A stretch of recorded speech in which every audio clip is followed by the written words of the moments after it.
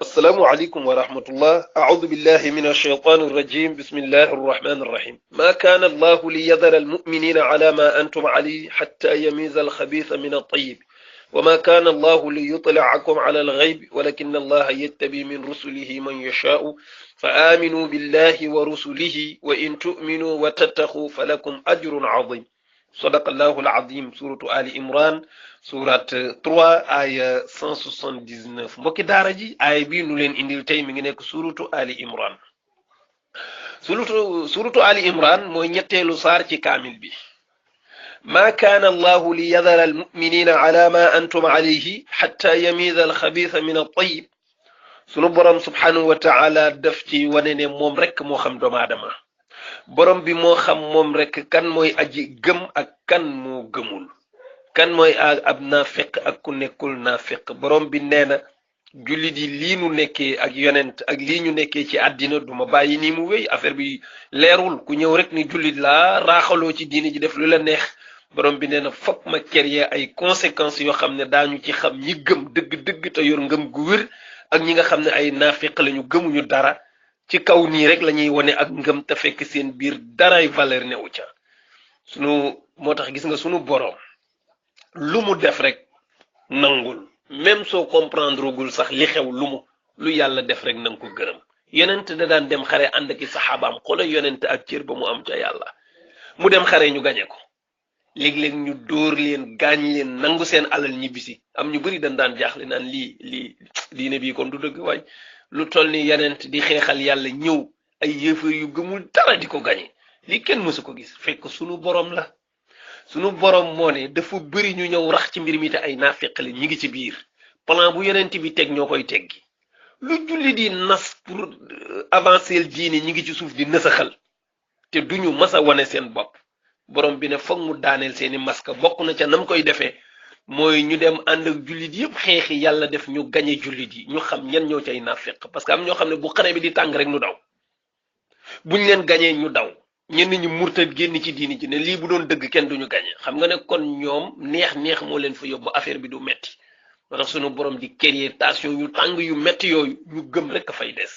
ñi nga xam ne diine jaral na leen bakkan ñi nga xam ne jaral na leen seen alal ñooñu la ñuy tuddee ay boroomi ngëm. mais koo xam ne fu mettee mu daw fu mu tàngee mu daw fu ñu ko fitnaalee mu daw kooku gëmul dara. sunu borom nag nee na ñooñu man yàlla maa am responsabilité leeral ko te dinaa ko leeral. daan nag yéen santuma leen na ngeen di seppil seen bopp naan diwoy naafeq ak diw du naafeq. déedéet kooku sama mbir la. dinaa tànn ci sama jaam ñi ku ma soob ma xamal ko ñan ñoo ci ay naafeq ak ñi ko nekkul. ci tënk daal aaya bi loolu la doon wax. yéen li ñu leen sant mooy fexe leen a gëm yàlla te moytu bokk ci naafeq yi. waaye nag diwoy naafeq ak du moom déglu leen ma leeral la leen ko. borom bi nee na maa kaana allahu nekkul mukk moom buur yàlla du nekk mukk li yadaral muminina pour mu bàyyi jullit yi nii rek ala ma antum ali ci li ñu nekk. waaw nekk ca mooy affaire bi lëndëm kenn xamul kan mooy kan ñi gëm ak ñi gëmul jaxasoo di wax lu dul dëgg daal di maska wu mel ni jullit te fekk gëmoo dara. borom bi nee na du ma bàyyi loolu mu continuer xatta yamiza al xabisa min al tayib bi lu dul dem naa ba ràññetle ab naa fekk akub jullit mooy alxabis wa tayib gis nga mooy ku baax ki ak ku bon ki. ku baax ki mooy jullit bi gëm yàlla di jëfandikoo lépp luy jikko ju baax ànd ak ngëm constant ci li mu nekk. alxabis mooy naafeq bi nga xam ne gëmul dara bu mbir mi di tàng muy daw bu wàññeekoo mu daw. wa ma kaana allahu li yutlaakum nekkul mukk buur yàlla te du mas a nekk li yutlaakum alal xëybi di leen yërloo ci kumpa. maanaam ngeen di xool naan diw xolam lie ci ne diw xolam looloo ci ne déedéet loolu du seen responsabilité yi ngeen naan diw la ak du diw. walakin allaha waaye buur yàlla nag yettabi mooy tànn min rusulihi ci yonentaam yi ci ndawam ñi man yashaa'u ku ko soob mu xamal ko ñan ñooy ay naafiq ak ñan ñoo ko newul. te loolu xamaloon na ko yonti yàlla Muhammad sallallahu alayhi wa sallam limal ko ñu bëri ñu ne ci biir mbooloo mi te ay naafiq lañu. xataa yonent xadis sax wane ne mas na ko xamal Xudayfat ibnul Yamaan ne ko mbooloo mi li muy bëri diw limal ko ci lim bu bare ne ko ñi ñëpp ay naafiq lañu. waaye lii kenn du leen ci génn parce que nii la neexee sunu borom waaye yàlla xamal na ma leen. xamal ko nu moytu ko kon sunu borom moo am responsabilité xamal yonent ñan ñooy naafeq yonent xam leen te xam nu mu leen di seppee ci diine ji.